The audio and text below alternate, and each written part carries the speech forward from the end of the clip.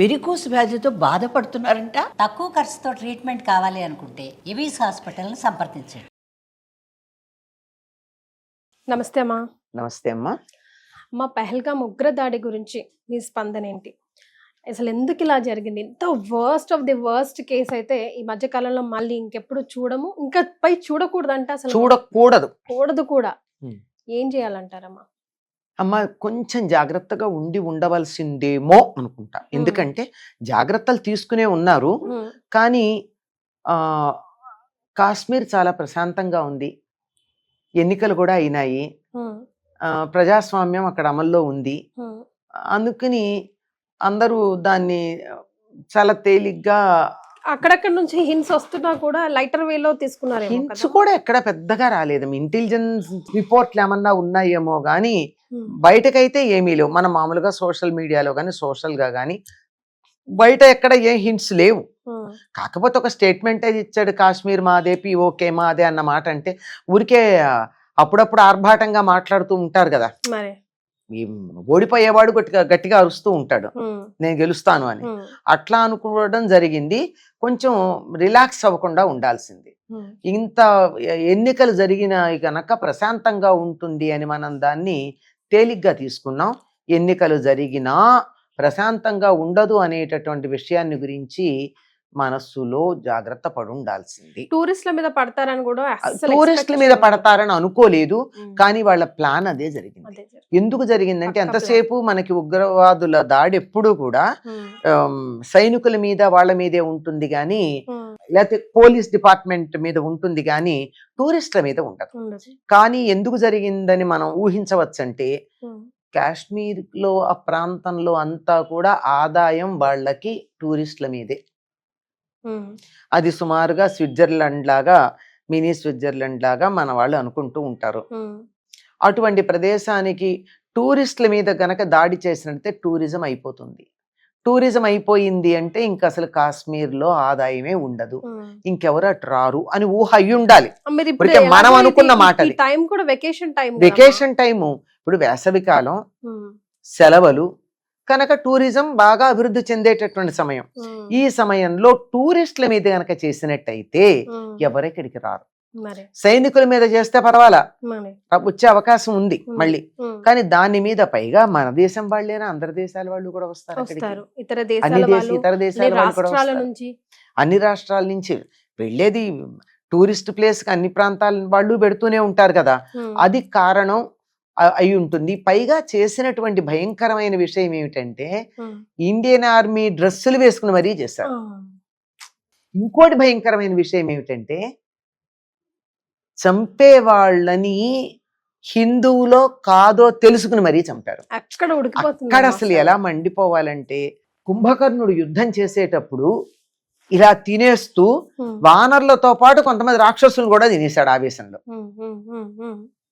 అట్లా కాకుండా ప్రతివాణ్ణి విడదీసి చూసి చూసి చూసి చూసి తినడం అన్నది ఇంత భయంకరంగా, హిందువు అనేటటువంటి వాడు అవునా కాదా అని చూసి, అవునో కాదో తెలియ చెప్పే గుర్తుల కోసం వెతికి మరీ చంపాడంటే, ఉగ్రవాదులలో మత ప్రమేయం లేదు అని ఎవరన్నా అంటే గుడ్డి వాళ్ళు అనాలి వాళ్ళని. ముందు అసలు వాళ్ళని అనకూడదు, కానీ అలా అన్న వాళ్ళని అసలు ముందు ఏం చేయాలో అర్థం కావట్లేదు.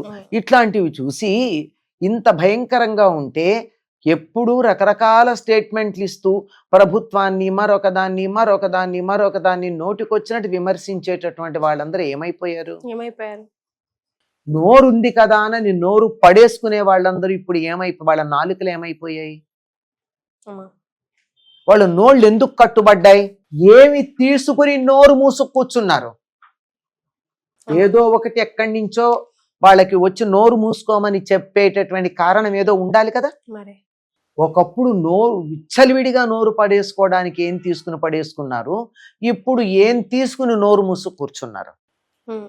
ఇక్కడ నోరు పడేసుకున్న వాళ్ళని, నోరు మూసు కూర్చున్న వాళ్ళని అనడం కాదు, అది సెకండరీ చెప్పినా గాని. నిజానికి ఆత్మాభిమానం ఉన్నటువంటి వాళ్ళు ఎవరైనా తప్పనిసరిగా ప్రతిస్పందించవలసినటువంటి అవసరం ఉంది. ఇప్పుడు చిన్న పిల్లోడు కూడా స్పందిస్తున్నాడమ్మా. వాడు కూడా అసలు ఇలా ఎంత యాంటీగా మాట్లాడుతున్నారు అంటే, ఈ రోజుల్లో అంటే పిల్లలకి ఇన్ఫర్మేషన్ చాలా ఈజీ కదమ్మా దొరికేయడం. ఈవెన్ దే ఆర్ బాయిల్, వాళ్ళ అంటే బ్లడ్ కూడా బాయిల్. ఇప్పుడు మనం ఎంత కాలం ఇప్పుడు పిల్లలు మాత్రం ఇంకా వాళ్ళల్లో ఆ కల్మషం లేదు గనక లేదు. తొందరగా మాట్లాడుతున్నారు. పెద్దవాళ్ళ కన్నా పిల్లలు బాగా మాట్లాడుతున్నారు కదా. పెద్దవాళ్ళు ఎందుకు నోళ్ళు మూసు కూర్చున్నారు? కానీ ఈ సిచ్యువేషన్ చాలా ఉన్నాయి కారణాలు. ఒక్కొక్కటి మాట్లాడుతూ ఉన్నట్టయితే చాలా పెద్ద కాంట్రవర్సీకి వస్తుంది గనక కొన్ని విషయాలు మనం మాట్లాడం. కానీ ఎన్ని విషయాల కారణంగా హిందువులందరూ నోరు మూసుకొచ్చున్నారమ్మా. ప్రతి హిందువు స్పందించాల్సిన అవసరం ఉందా లేదా? హిందూ ఇప్పుడు ఎవరినైతే వాళ్ళు చేశారో, కల్మాన్ చదివితే చదివిన వాడినే ఊరుకుని మిగిలిన వాళ్ళని చంపాడు అంటే కల్మాన్ చదవని ఇతర మతస్థులు కూడా స్పందించాలా అక్కర్లేదా? అదే కదా, ఆలోచించండి. అది కూడా ఆలోచించాలి కదా. ఇప్పుడు వాడు హిందువే అనుకున్నాడు కానీ నాన్ హిందూస్ కూడా, నాన్ ముస్లిం అయినటువంటి వాళ్ళు కూడా కొంతమంది ఉండుండొచ్చు కదా. వాళ్ళ గురించి ఏంటి అసలు ఇంత ఇదిగా చేశారు అంటే అసలు కడుపు కాదు మండేది, శరీరంలో ఉన్న రక్తంలో ఉన్న ప్రతి కణం మండిపోతుంది. శరీరంలో మన మాంసంలో ఉన్న ప్రతి అణువు ప్రతిస్పందిస్తోంది. లేదు అంటే జీవోత్సవాల కింద లెక్క. ఎవరైతే స్పందించలేదో వారు జీవోత్సవాలేమో అని అనుకుంటాను నేను. అంటే ఇది ఇప్పుడు హిందువుల మీద జరిగిందనే కాదు, ఇది ఎవరి మీద జరిగినా మనం అలాగే అనుకుంటాం. ఇప్పుడు అదొక సంగతి మళ్ళీ గుర్తుపెట్టుకోండి. ఇదేదో హిందూ తీవ్రవాదం ఇలాంటి పదాలు చాలా చాలా గొప్పగా తయారయ్యాయి కదా జర్నలిజంలో, కొత్త పదాలు కాదు. ఇది ఒక బుద్ధిస్టుల మీద జరిగితే మనం స్పందించమా? స్పందిస్తాం. జైన్స్ మీద జరిగితే స్పందించమా?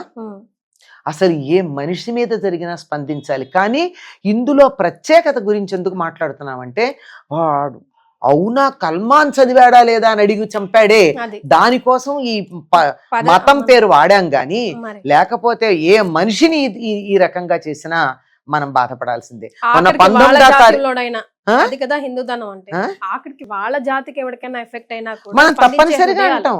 ఇప్పుడు అందులో కూడా వాళ్ళల్లో ఎన్ని భేదాలు ఉన్నాయమ్మా. ఒకళ్ళనొకళ్ళు తిట్టుకున్న వాళ్ళు, చంపుకున్న వాళ్ళు లేరా?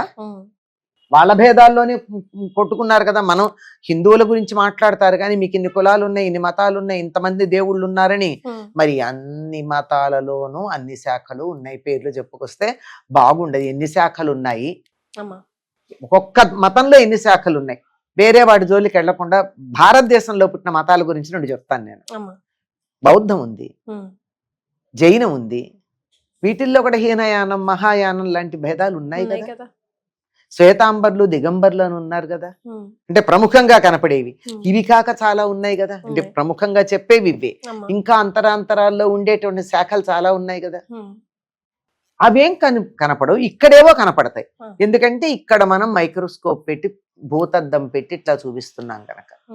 భూతద్దాలు తీసేయండి, ఎవ్వరి గురించి ఎవరు మాట్లాడద్దు, ఎవరి సంప్రదాయం వాళ్ళు పాటించుకుంటారు. నీ సంప్రదాయం గురించి నువ్వు ఆలోచించుకో, నా సంప్రదాయం గురించి నేను ఆలోచించుకుంటా. నా పద్ధతి గురించి నేను పట్టించుకుంటా, నీ పద్ధతి గురించి నువ్వు పట్టించుకో, నేను అడగను అనేటటువంటి ఉదార భావం రావాలి. అది వచ్చే వరకు మతం కానీ, జాతి కానీ, కులం కానీ, ఏ రాష్ట్రం కానీ, లేదంటే రేస్ అంటారు, అంటే white race, black race, red, brown ఉన్నాయి, ఎల్లో, ఈ రేసెస్ కానీ వీటన్నింటినీ పక్కకు పెట్టి హ్యూమన్స్ అన్నది ఒక్కదాన్ని మనం తలుచుకోగలిగినట్టయితే అది లేకుండా పోయిందమ్మా. ఇది పిల్లలలో కనీసం ఇప్పుడన్నా మనం పెంపొందించేట్టుగా చేయగలిగితే రాబోయే తరాలన్నా బాగుంటారు. మామూలుగా అయితే అసలు క్షమిస్తాం మనం ఎప్పుడు, సహనం ఎక్కువ, క్షమ ఎక్కువ, ఓర్పు ఎక్కువ సనాతన ధర్మంలో. దీని విషయంలో నేను ఈసారి క్షమించం, మర్చిపోము అని ఆ మాట అన్నాక కొంతలో కొంత శాంతిగా నిన్నటి నుంచి, అంటే ఆ వార్త విన్నప్పటి నుంచి నిద్ర పట్టలేదు, తిండి సహించలేదమ్మా. చాలా బాధేస్తుంది. నేనే కాదు, ప్రపంచంలో ఎవ్వరికైనా అలాగే ఉండాలి, ఉంటుంది చాలా మందికి. నాకు మాట్లాడే అవకాశం కలిగింది. అవకాశం లేకుండా ఇంతకన్నా ఎక్కువగా కడుపు మండిపోతున్న వాళ్ళు ఎంతమంది ఉంటారు. వాళ్ళ వంక చూస్తే వాళ్ళ కళ్ళల్లోంచి నిప్పు రవ్వలు వస్తూ ఉంటాయి. ఇంట్లో ప్రశాంతంగా లేకుండా కూడా చాలా మంది ఉండొచ్చు. నిన్న మొన్న 19వ తారీఖు పెళ్లి చేసుకు వెళ్ళినటువంటి ఆ మిలిటరీ ఆఫీసర్స్ ఎలా ఉన్నారంటే వాళ్ళ జీవితాలు ఏమిటి? పైగా వాళ్ళ మీద పక్కన కూర్చున్న భార్యల మీద నోటుకొచ్చినట్టు కామెంట్సా, అది కూడా అదెవరు వాళ్ళు కాదు, మన వాళ్ళు మన చేస్తారు. వాళ్ళు చూడండి. చాలా వాళ్ళు ఎంత కనపడుతూ ఓపెన్ గా టెర్రరిస్టులు అనుకుని ఉన్నారో వాళ్ళకన్నా వరస్ట్ టెర్రరిస్టులు ఈ కామెంట్స్ చేసిన వాళ్ళు ఉన్నారు. అవునమ్మా. వాళ్ళు బయటపడ్డారు కనీసం. ఉమ్. వాళ్ళు ఏదో ఒకటి మంచో చెడో దీన్ని కట్టుబడ్డామని చేశారు, చెడ్డదే. అంతకన్నా ముసుగేసుకుని ఇక్కడ అంతకన్నా దరిద్రంగా చేసేవాళ్ళు ఉన్నారే, వాళ్ళనేమనాలి? మరి మరింత నీచులు, నీచాతి నీచులు. ఇంకా అసలు భాషలో పదాలే లేవు వాళ్ళని వర్ణించడానికి. మనిషి జాతిలోనే చెడబుట్టారు. అంతే, జంతువుతో కూడా పోల్చొద్దు, జంతువులకు నీతి ఉంది. అవును కదమ్మా. అంచేత మనిషిని ఎప్పుడూ జంతువుతో పోల్చకండి, ఉమ్. మీకు నచ్చితే పోల్చండి. విశ్వాసపాత్రంగా ఉంటే కుక్క అనండి, చాలా సంతోషం. అంతేగాని ఇలా ఉంటే కాదు. ఏ జంతువుతోనూ మనిషిని పోల్చొద్దండి. జంతువులు వాటి లక్షణాలను అవి చాలా జాగ్రత్తగా కాపాడుకుంటున్నాయి. మనిషికి మనిషి లక్షణమే లేదు, లేదు. Yes. జంతువు అనడానికి వీల్లేదు. నికృష్ట జాతి ఏది, అంతే. అంతే.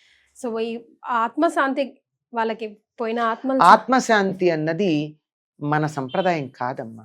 Hmm. మన వాళ్ళు వెయిట్ చెయ్యరు జడ్జిమెంట్ డే కోసం. నేరుగా స్వర్గానికే వెళ్ళాలి, వీర స్వర్గం కిందే పరిగణించాలి. దానికోసం ఇవాళ సాయంకాలం మేము చాలా కొన్ని ప్రార్థనలు అవి చేయబోతున్నాం. ర్యాలీల వల్ల జరిగేది ఏమంటే 10 మందికి తెలుస్తుంది అంతే.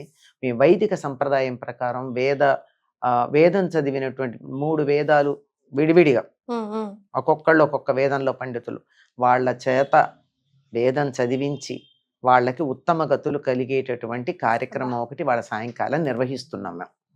సూపర్ అమ్మా. అదే, అంతకన్నా ఇంతకన్నా ఏం మాట్లాడలేకపోతున్నాం. మాట్లాడలేమమ్మా. చాలా బాధగా ఉంది తలుచుకుంటే. ఎస్, ధన్యవాదాలు.